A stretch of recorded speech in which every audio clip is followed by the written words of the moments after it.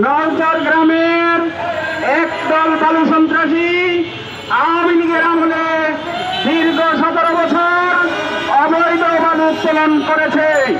তাদের সিন্ডিকেটের স্টিকার পাল্টিয়ে এখন সেই আওয়ামী লীগেরা পিছনে গিয়ে সামনে রবিউল্লাহ রবি, বারেক, আলী হোসেন, হাসনাত, তারপরে মহসিন, এই ভালু সন্ত্রাসীগণ, সাব্বির, টিটু, এই ভালু সন্ত্রাসীগণ একাধারে 5 আগস্টের পর থেকে অদ্যপতি পর্যন্ত রাতে অবৈধ বালু উত্তোলন করতেছে।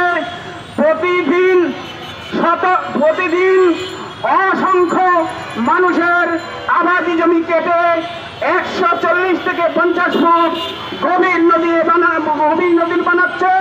তারা পূর্বে 700 কোটি টাকার সম্পত্তি রামপ্রসাদেশ্বর গ্রামের 70 গ্রাম বিলীন করেছে। গ্রামের 45টি পরিবারের বসতভিটা নদীগর্ভে বিলুপ্ত করেছে। 300টি পরিবারের আবাদি জমি নদীগর্ভে বিলুপ্ত করেছে। 2টি মসজিদ নদীগর্ভে বিলুপ্ত করেছে। মসজিদের বিটা একটি প্রাইমারি স্কুলের বিটা নদীগর্ভে বিলুপ্ত করেছে। এই অবস্থা চলতে থাকলে এই বালু সন্ত্রাসী চক্রের হাত থেকে যদি আমার গ্রামটি রক্ষা না হয়, জাতির বিবেকের কাছে প্রশ্ন, আপনাদের মাধ্যমে বর্তমান সরকার বৈষম্য বিরোধী ছাত্র আন্দোলনের ফসল এবং জাতির ছাত্র বিবেকের একটি ফসল, এই সরকারের কাছে আমাদের দাবি, এই অবস্থা থেকে আমাদেরকে রক্ষা করুন, এই অবস্থা থেকে আমাদেরকে রক্ষা করুন।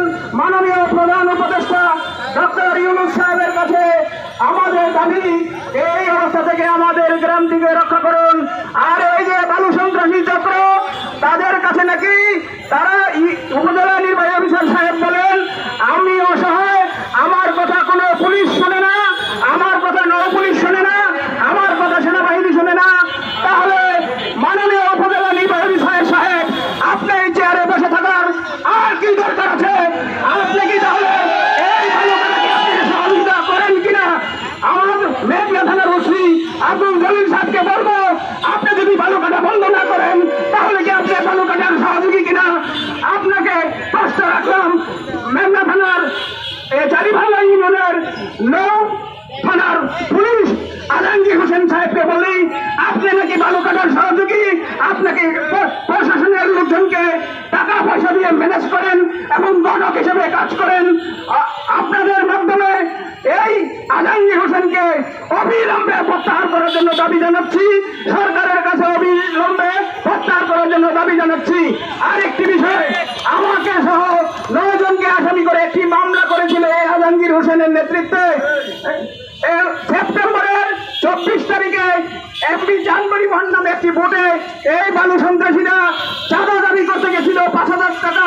তারা 500 টাকা দেওয়াতে তার ছেলেকে আঘাত করে এবং ফিরতি আঘাতে আঘাতপ্রাপ্ত হয়ে যেই বালু সন্ত্রাসীরা এবং চাঁদাবাজরা আঘাতপ্রাপ্ত হয়েছে, সেই ঘটনাটি আমাদের প্রেস ক্লাবের সভাপতির কাজসারে মাহমুদুল হাসানের বিপ্লবের কাজসারে তদন্ত করে তারা পেল যে বালু সন্ত্রাসীরা চাঁদাবাজি করতে গিয়ে তারা আঘাতপ্রাপ্ত হয়েছে।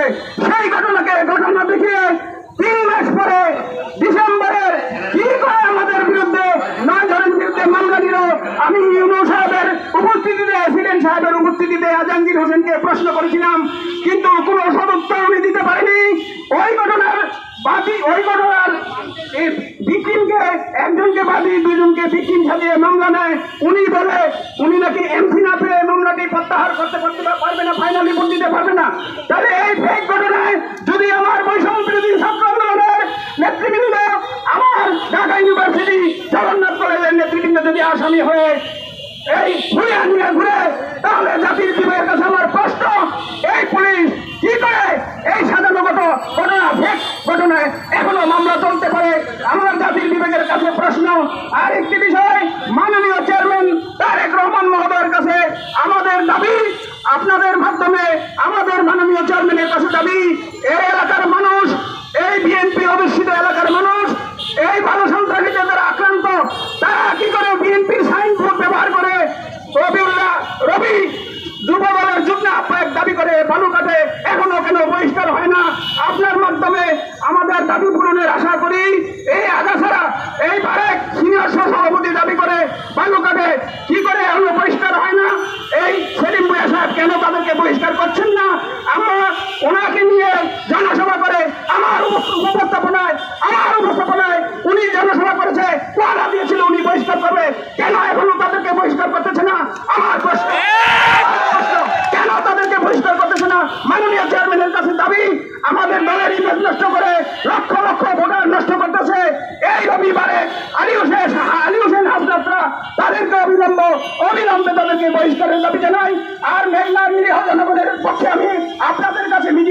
কাছে মিডিয়া কর্মীদের মাধ্যমে আকুল আবেদন জানাই যে আমাদের সর্বশেষ সম্পত্তি বাড়িঘর মানুষ শেষ সম্পদ হিসেবে ক্রয় করে একটা গচ্ছিত স্থায়ী সম্পদ হিসেবে রাখতে চায়, কিন্তু আমাদের এই সম্পত্তির নিরাপত্তা নাই। এই বালু সন্ত্রাসীরা একের পর এক সাবার করে নিয়ে যাচ্ছে, মেঘনার মানচিত্র থেকে বিলুপ্ত করে দিচ্ছে। আমরা এই বিলুপ্ত হওয়া থেকে রক্ষা হতে চাই। আপনাদের মাধ্যমে এই দাবি মাননীয় প্রধান উপদেষ্টা এবং ভারপ্রাপ্ত চেয়ারম্যান তারেক রহমানের কাছে আমি পৌঁছাতে চাই। আল্লাহ হাফেজ।